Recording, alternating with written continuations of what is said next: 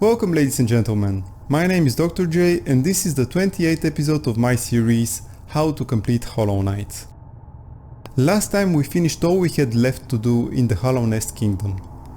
We defeated all the bosses, completed all the trials and collected all items. Today we'll journey to Godhome and start competing in the pantheons.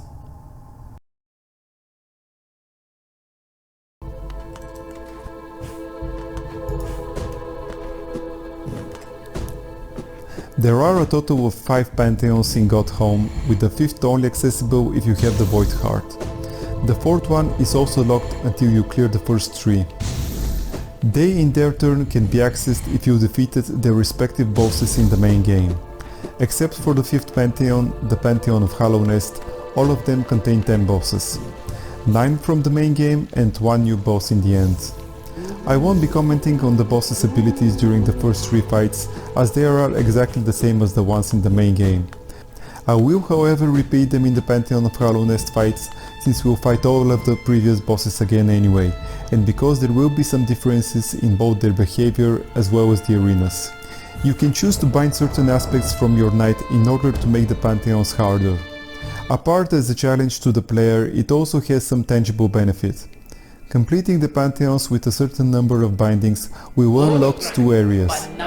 One is a room in the hot springs of Godhome that contains blue liquid for bonus masks, and the other is the Land of the Storms, which gives you a bit more insight on the Hollow Knight lore. The nail binding will reduce your nail damage to 80% of its original damage, or 13, whichever's lower. The shell binding will reduce your masks to 4, not counting any bonus masks. The charm bindings will unequip all of your charms, and the soul binding will reduce your soul capacity to 1 heal or spell use at a time.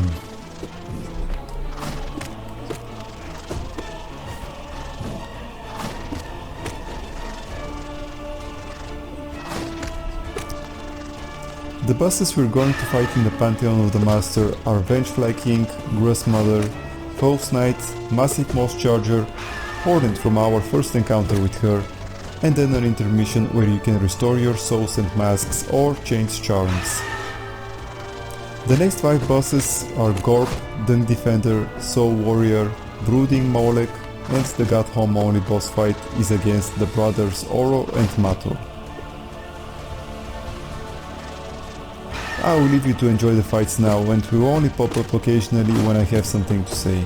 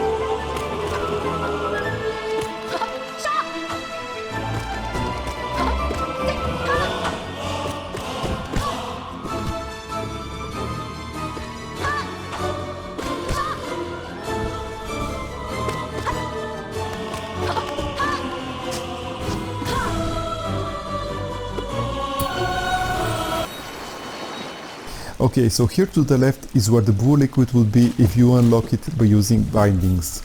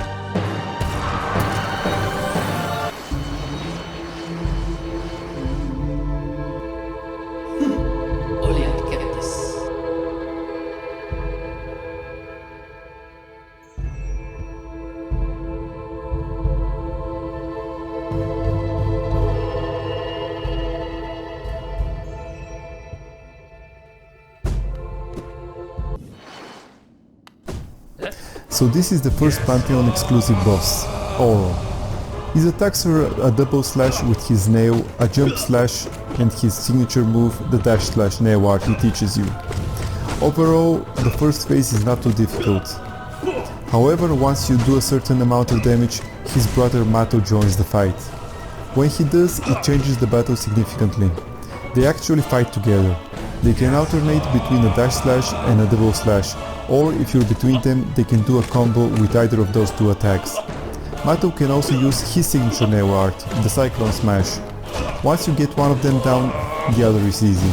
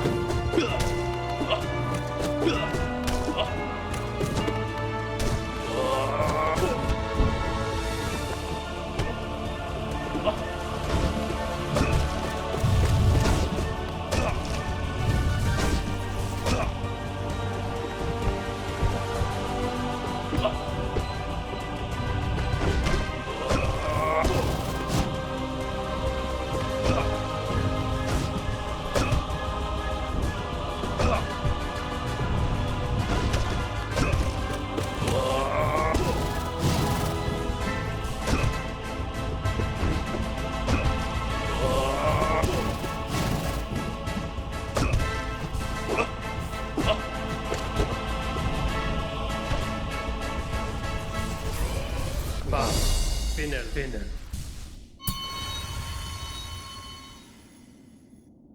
And that's it for the Pantheon of the Master. Next up is the Pantheon of the Artist.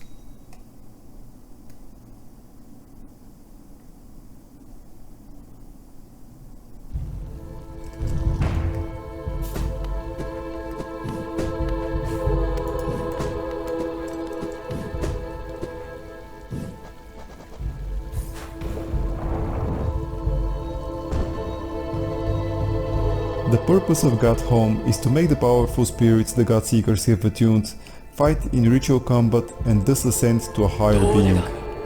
Their hope is that eventually they'll be able to attune the so-called God of Gods.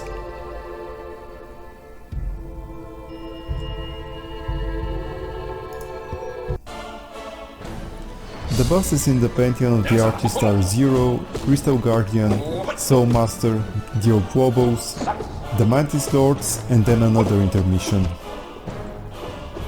Next are Marmu, Nosk, Flukmarm, the Broken Vessel, and the Pantheon exclusive bosses Paint Master Shield.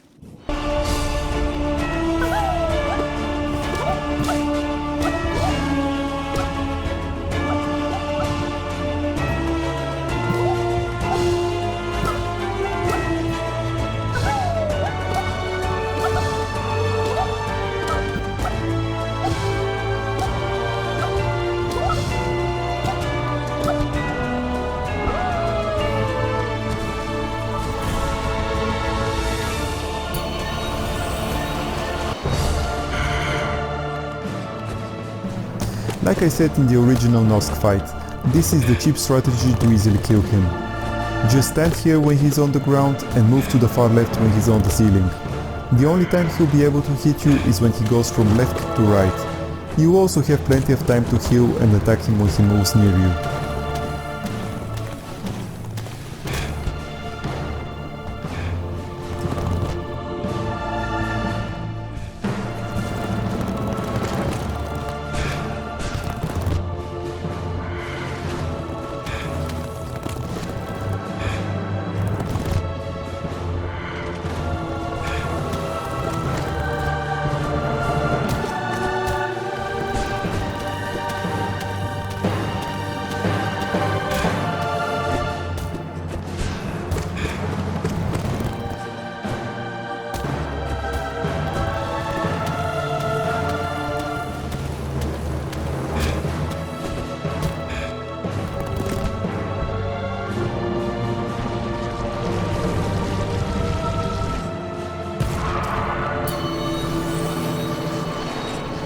And this time it's a better demonstration on what I considered the easiest way to defeat Fluke Mar, by pogo jumping constantly.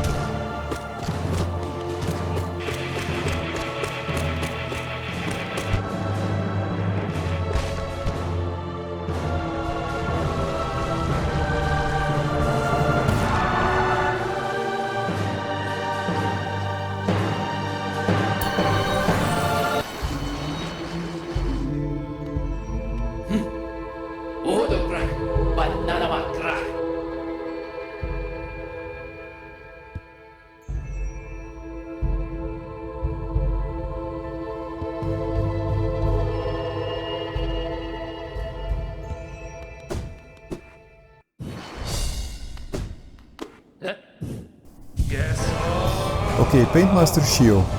His attacks do need some getting used to, but generally they're not too difficult to dodge. He has 3 attacks that shoot blobs of paint in different patterns. One is just him throwing 3 blobs in a parabolic arc. Another is him leaping in the air and creating 6 blobs falling in a parabolic arc. And the last one is a charge slash that creates an entire column of paint. His only other attack is a thrust attack where he uses his paint as a spear.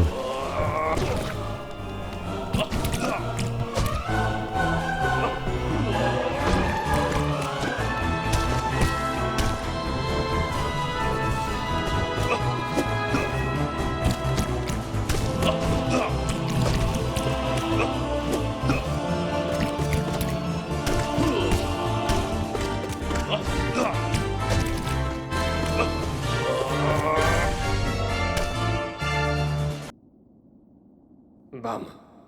Finnen.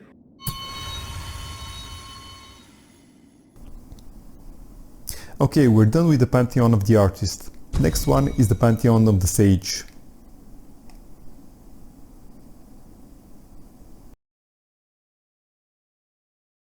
Hey guys, after completing the Pantheon of the Master and the Pantheon of the Artist, we only need the Pantheon of the Sage before unlocking the Pantheon of the Knight. We will be doing those in the next episode, so stay tuned. As always, if you've enjoyed it, please press the like button, and if you have any questions or comments, I would love to hear from you. This will really help me to provide better content for you guys. Hope to see you again next time, and until then, have a good one.